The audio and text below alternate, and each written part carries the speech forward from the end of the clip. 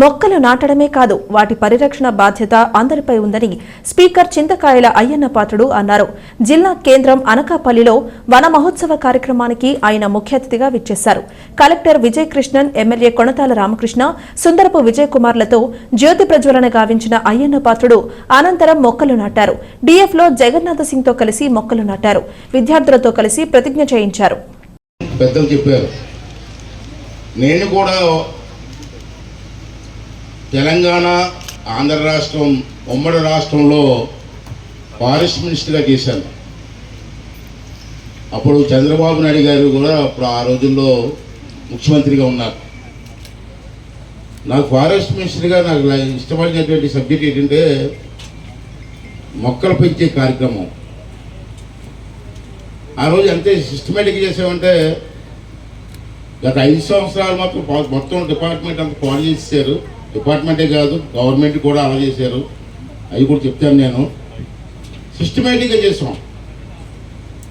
అది పూర్వం మనకు తెలుసు. మీ పిల్లలు మనం చదువుకున్నప్పుడు NCC, red cross, green Corp అని చెప్పి చంద్రబాబు నాయుడు గారు ఎన్సిసి మొదటి నుంచి ఉంది, గ్రీన్ కార్ప్ అని పెట్టాం. ఉమ్మడి రాష్ట్రంలో 50 లక్షల మంది పిల్లల్ని గ్రీన్ కార్ప్ పెట్టాం. 50 లక్షల మంది అన్ని స్కూల్స్లోనూ, అన్ని కాలేజీల్లో కూడా ఈ ఫారెస్ట్ ఆఫీసర్ పాతలు ఉన్నారండి. ఎవరన్నా ఫారెస్ట్ ఆఫీసర్ ఉన్న పాతలు అంత కొత్తలా గ్రీన్ కార్డ్ పేర్కొన్నావా? మన టైంలో చేసాం. ఇప్పుడు ఏమైంది? అది ఎక్కడైనా ఉందా? 50 లక్షల మంది పిల్లలు. నేను హైదరాబాద్లో కూర్చొని ఒక మెసేజ్ ఇస్తే ఒకే రోజు 50 లక్షల మంది పిల్లలు, 50 లక్షల మంది మొక్కలు బతికారు. ఒక ఫోన్ కాల్, ఒక మెసేజ్ ఇస్తే టీవీలో రెండు రాష్ట్రాల్లో కూడా అప్పుడు ఒకటే రాష్ట్రం ఒకే రోజు 50 లక్షల మంది పిల్లలు మొక్కలు పాటి కార్యక్రమం ఆ రోజు. ఇప్పుడు ఏమైంది? ఆ సిస్టమ్ రోజు రోజుకి ఇప్పుడు రోజులు మారిన కొద్ది సిస్టమ్స్ డెవలప్ అవ్వాలా. కానీ ఆంధ్ర రాష్ట్రంలో రోజులు పెరిగిన కొద్ది సిస్టమ్ నాశనం అయిపోతున్నాయి. ఎన్సిసి ఏమైందండి? పూర్వం ప్రతి హై స్కూల్లోని, ఇంటర్మీడియట్ స్కూల్లో ఎన్సిసి కంపల్సరీ ఉండేది. రెడ్ క్రాస్ ఉండేది. ఆ పిల్లలు ఎంతోమంది రాష్ట్ర వ్యాప్తంగా కొన్ని వేల మంది ఉండేవారు. ఎక్కడైనా వర్షాలు పడి ఊళ్ళు మునిగిపోతే ఆ పిల్లలు వెళ్ళి సేవ చేసేవారు. రెడ్ క్రాస్ వెళ్ళి మెడిసిన్ సప్లై చేసేవారు. ఇప్పుడు సిస్టమ్ ఎక్కడ ఉంది? అనకాపల్లి జిల్లాలో ఏ స్కూల్లో రెడ్ క్రాస్ ఉంది చెప్పండి మేడం. మీరు కూడా ఆలోచించి మళ్ళీ రివైజ్ చేయాలి మనం. నేను కూడా 9th క్లాస్ 10th క్లాస్ చదువుకున్నప్పుడు రెడ్ క్రాస్లో పనిచేశాను. నేను 9th 10thలో మా హెడ్ మాస్టర్ గారు మమ్మల్ని తీసుకెళ్ళి ఎక్కడైనా వరదలు వచ్చినా, ఏదైనా ఊళ్ళో ఫైర్ యాక్సిడెంట్ అయినా మమ్మల్ని తీసుకెళ్ళి ఆ ప్రజలకు మా క్లాస్ సేవ చేయించారు 9th 10thలో. ఇప్పుడు ఎక్కడుందో సిస్టమ్? ఏమైంది? ఫారెస్ట్ డిపార్ట్మెంట్ నర్సరీలు ఇంకా చెప్తారు మేడం గారు స్పీచ్లో. ఈ 5 నెలల్లో 60 లక్షల మొక్కలు పెంచే ఉన్నారు మేడం. ఇంతకు స్పీచ్లో విన్నాను. ఇది రికార్డు ఉందా? ఇంకా సోమిద 60 లక్షల మొక్క చూపించగలరు నాకు? సోషల్ ఆడిట్ చేయించండి. సోషల్ ఆడిట్ చేయించండి. అప్పుడు తెలిసింది ఫారెస్ట్ డిపార్ట్మెంట్ పడితాను. అదేది రికార్డు ఇచ్చేస్తే మనం చూస్తున్నాం. ఓకే ఓకే అని తప్పని కొడుతున్నాం. ఎక్కడుంది 60 లక్షలు మొక్కలు? ఎక్కడ పెంచారు? 5 నెలలు ఎక్కడ పెంచారు మీరు? మీకున్న నర్సరీలు ఎన్ని? ఆ నర్సరీలో ఉన్న మొక్కలన్నీ అలా అడుగుతుంది. అలాగే తప్పుడు రికార్డులు వద్దు మనకి. తప్పుడు రికార్డులు వద్దండి. సోషల్ ఆడిట్ చేయండి. మీరు 60 లక్షల మొక్కలు ఉన్నాయనుకుంటే చెప్పండి, నేను మంత్రి పదవి రాజీనామా చేస్తాను. సో మనకి ఎందుకు ఫోటోల కోసమో పేపర్ వాళ్ళ కోసమో మనం మాట్లాడొద్దు. వాస్తవం మాట్లాడుకుందాం. అది నేను కోరేది ఏంటంటే NCC, red cross, green crop మళ్ళీ రివైజ్ చేయండి. మీ కలెక్టర్ గారు మీ కలెక్టర్ ఆఫీసులో కూర్చొని మాకు మెసేజ్ ఇస్తే కొన్ని లక్షల మంది మొక్కలు నాటుతారు. రెండోది ఏంటంటే నర్సరీలు. నర్సరీల్లో ఎక్కడున్నాయి? ఎవరు పెంచుతున్నారు? ఆ నర్సరీలు ఎన్ని మొక్కలు పెంచుతున్నారు? ఎన్ని బ్రతికాయి, ఎన్ని చచ్చిపోయాయి అని చూసుకుంటే ఎక్కడ ఉంది మీకు కౌంటింగ్? ఎక్కడుంది? లేదు. అంటే నా సలహా ఏంటంటే, నేను చేశాను, లాస్ట్ ఫారెస్ట్ మినిస్టర్ చూశాను, మనకు డ్వాక్రా గ్రూపులు ఉన్నాయి. ఇక్కడ ఎవరైనా డ్వాక్రా గ్రూపులు ఇక్కడ ఉన్నా లేదు? మీ ఆఫీసులో ఎవరు డ్వాక్రా గ్రూపులు తెలిసిన ఉన్నారా? ఐడియా ఉంది మీకు ఎవరికన్నా? మన అనకాపల్లి జిల్లాలో ఎంతమంది డ్వాక్రా గ్రూప్ మహిళలు ఉన్నారమ్మా? ఫారెస్ట్ శాఖ మంత్రులుగా చేసి పంచాయతీరాజ్ శాఖ మంత్రులు చేసినప్పుడు వనాలు పెంచే కార్యక్రమం అత్యధిక ప్రాధాన్యతతో చేయడం జరిగింది. నేను నిన్న జనరల్గా ఈ రాష్ట్ర పరిస్థితి, వనాల పరిస్థితి చూస్తే మనం 23% అయితే అది మంచి శాతమే, తక్కువేం కాదు. ఎంతో ర్యాంక్లో ఉన్నాం రాష్ట్ర దేశంలో. ఇంకా పెంచాల్సినటువంటి అవసరం అయితే ఉంది, అవకాశం కూడా ఉంది మన దగ్గర. మనం అదృష్టవశాత్తు నేచర్కి దగ్గరగా ఉన్న అల్లూరు సీతారామరాజు జిల్లా, అంటే గతంలో ఉన్నటువంటి కంబైన్డ్ జిల్లాలో ప్రాంతం, అక్కడైతే నెంబర్ 1 స్థానం అది. ఆ జిల్లా ఇప్పుడు 8,000 చదరపు కిలోమీటర్లు అక్కడే ఉన్నాయి. అది భౌగోళికంగా వచ్చినటువంటి పరిస్థితి కాబట్టి అక్కడ ఉంది. మైదాన ప్రాంతాల్లో కూడా పెంచాల్సిన అవసరం ఉంది. గతంలో అయితే వెచ్చలవిడిగా చెట్లు కొట్టే కార్యక్రమం జరిగింది. ఏ అధికారిక కార్యక్రమం జరిగినా చెట్లు కొట్టడం ముందు ప్రధానంగా జరిగేది. అది చాలా బాధపడే వాళ్ళం, కానీ ఏం చేయగలిగే పరిస్థితి ఉండేది కాదు. కనీసం ఇప్పుడు ఆ కార్యక్రమం అంతా ఆగిపోయింది. ఇప్పుడు చెట్లు నాటే కార్యక్రమం ఇప్పుడే చెప్పారు. ఇప్పుడు గతంలో నేను చూస్తే 17-19లో సుమారు 3,700 చదరపు కిలోమీటర్లు ఫారెస్ట్ పెరిగింది మన రాష్ట్రంలో 17-19లో. మళ్ళీ 19-21 వచ్చేసరికి మళ్ళీ తగ్గిపోయింది. అది 900 చదరపు కిలోమీటర్లు అయింది. అంటే 17-19లో మన అధ్యక్షుల వారు అయితే అప్పుడు మంత్రిగా కూడా ఉన్నారు. NRGSతో పెట్టి మహిళా సంఘాల ద్వారా, ఇప్పుడే చెప్తున్నారు, మహిళా సంఘాల ద్వారా నర్సరీలు పెట్టే కార్యక్రమం.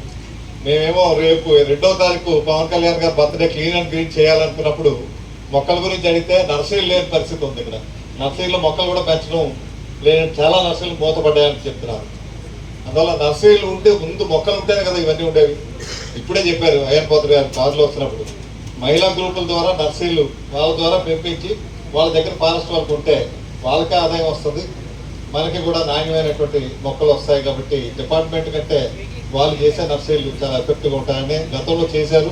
వారి అనుభవంతో గతంలో బాగా సక్సెస్ అయిందని చెప్పారు. కాబట్టి ఇటువంటి మంచి కార్యక్రమాలు చేయాల్సిందిగా, అదే కాకుండా వారు ఇంకో సూచన కూడా చేశారు. రోడ్లు వేసేటప్పుడు రోడ్ల పక్కన రోడ్డు వేసడానికి ఏవైతే మనం ఎస్టిమేట్ వేస్తామో వాటితో పాటు మొక్కలు వేయడానికి కూడా ఎస్టిమేట్ వేసుకొని ఆ మొక్కలకు కూడా 2-3 అడుగుల పక్కన అటు ఇటు ప్రొవిజన్ పెట్టే కార్యక్రమం చేస్తే తప్పనిసరిగా రోడ్డుతో పాటు మొక్కలు కూడా వస్తాయి.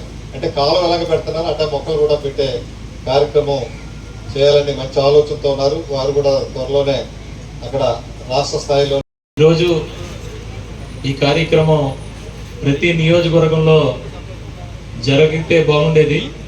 మరి జరిగిందో లేదో డిఎఫ్ఓ గారు చెప్పాలి. వాస్తవానికి ప్రతి గ్రామం నెక్స్ట్ ఇయర్కైనా సరే ప్రతి గ్రామంలో కూడా వనమహోత్సవ కార్యక్రమాలు జరగాలి. ఎందుకన్నామంటే ఒక మనిషి ఎవరైనా ఒక మనిషిని చంపితే చాలా చట్టాలు చాలా కఠినంగా ఉంటాయి. అయ్యే కఠినమైన చట్టాలు ఒక మొక్కని కూడా నరికినా కూడా ఉంటాయి. కానీ మనం ఏం చేస్తున్నామంటే మనిషిని చంపితేనే ఏదో ఘోరంలాగా 100% అంతకన్నా దారుణమైన ఘోరం ఏంటంటే ఒక మొక్కని నరకటం. దీన్ని ఎందుకు, ఈ చట్టాలను ఎందుకు మీరు గట్టిగా మరి మీరు అమలు చేయట్లేదు అనేది ఫారెస్ట్ డిపార్ట్మెంట్ని నేను అడుగుతా ఉన్నాను. మొక్కలు వేద్దాం, 50 లక్షల మొక్కలు వేద్దాం, బాగానే ఉంది. ఎక్కడ వేస్తున్నాం? ఇప్పుడే పెద్దలు కొంత రామకృష్ణ గారు చెప్పారు, ఒక రోడ్డు మనం వేస్తున్నప్పుడు రోడ్డుకి, డ్రైన్కి, లేకపోతే డక్స్కి, వాటికి మనం ప్లాన్ చేసుకుంటున్నాం. కానీ ఆ పక్కన ఉండాల్సిన మొక్క అంటే గ్రీన్ బెల్ట్ లాగా అటు ఇటు గ్రీన్ బెల్ట్ని మనం మర్చిపోతున్నాం. వాస్తవానికి రోడ్లే మేజర్ సోర్స్ ఈ కార్బన్ డైఆక్సైడ్కి.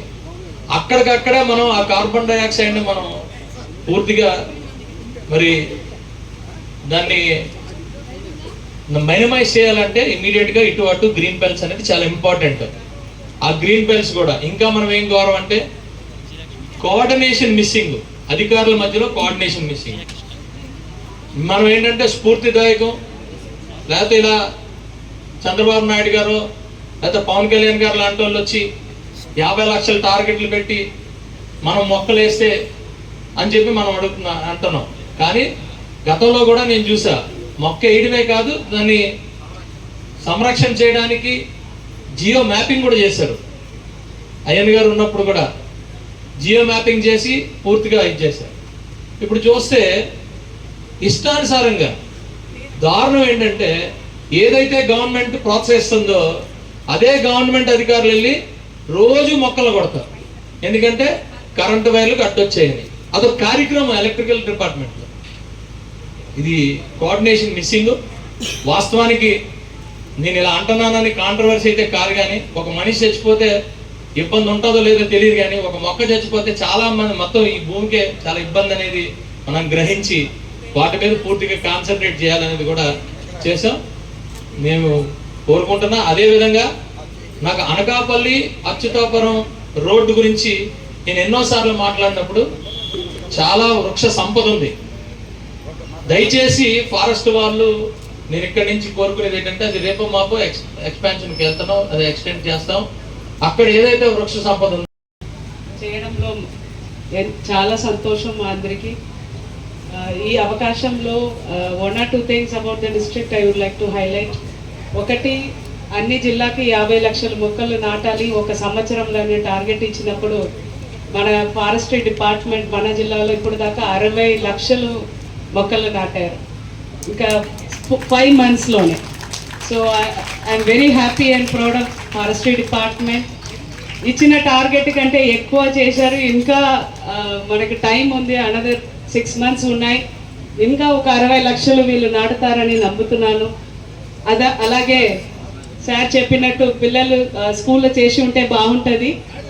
నెక్స్ట్ టైం ఈ మండల్ స్థాయిలో జరిగే అన్ని ఫంక్షన్స్ని, వన మహోత్సవం రిలేటెడ్ ఫంక్షన్స్ అన్ని స్కూల్స్లో మీరు చేయాలి అని మీ అందరినీ కోరుకున్నాం. ఈ అవకాశం ఇచ్చిన అందరికీ ధన్యవాదాలు. Thank you.